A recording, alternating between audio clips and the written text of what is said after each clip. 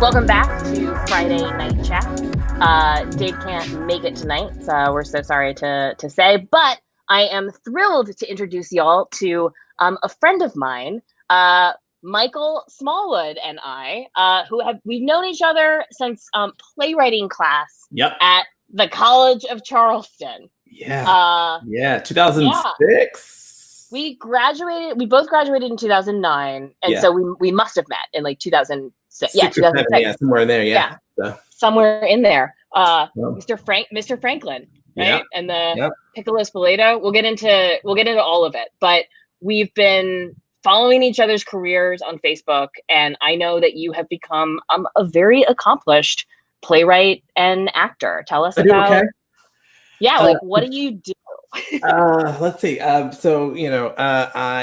have had roles on television shows for CBS and movies for Netflix. I was actually just in the Halloween 2018 remake, and I am in the upcoming Halloween sequel, Halloween Kills, which comes out in October? ? If it still releases, what a weird year this is. What? Yeah, right. Like, what are things? Yeah, is there going to be an election? Are movies coming? I don't know. My wife and I have a podcast. I am a playwright. I'm actually about to workshop a play at Pure Theater. I'm a filmmaker. I do a little bit of everything, really, but primarily I'm an actor. Okay. And I mean, not to be this nag, but like, what is the name of your podcast, Michael? How do our listeners find you? The podcast is called Welcome to Greendale. It is my wife and I and a friend of ours, and we watch the NBC show Community episode by episode. My wife and I are big fans. Our friend Sadia has never watched the show before, so yeah, it's us rediscovering the show with someone who has never seen it and walking her through it episode by episode, which is a lot of fun. We're having a blast, and it's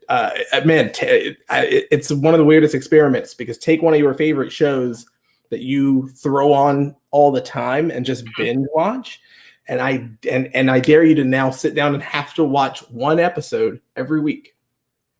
Yeah, no, I don't know that I could go back to that ever. Yeah, no. I mean, it's hard. Yeah, no, it's hard. It's I can't.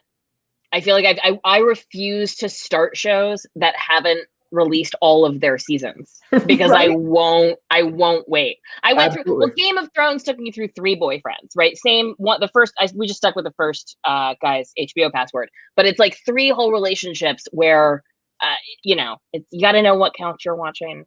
I do that all the time, where if I start a show, if a show starts and I watch like a few episodes, if I miss an episode, then I'm like, I'll binge it all when it's done. Yeah, exactly. I'm out. It's like, it's too much. Keeping up with this every week. Right. So it's been really weird going back to that with a show that I normally binge. So I'm having to like process it better, but it's fun. It's really cool. It sounds really fun. It also sounds very like comforting. Did you start this show before the pandemic, or was this more of a like soothing mechanism? We launched the show in November. So yeah, we were finishing up basically our first season when the pandemic was getting really hard. So we actually spent several weeks recording remotely, which is a lot more editing. A lot more editing than we were doing beforehand. So it is, but it's been great. It's been really good. It's been one of the things that's, kind of in not having, theaters are closed and film production is shut down. So actors are out of work. There's really nothing for us to do. So other than like occasional readings, or I've been writing a lot. I just finished writing a screenplay. I'm working on several stage plays. But other than that, it's been...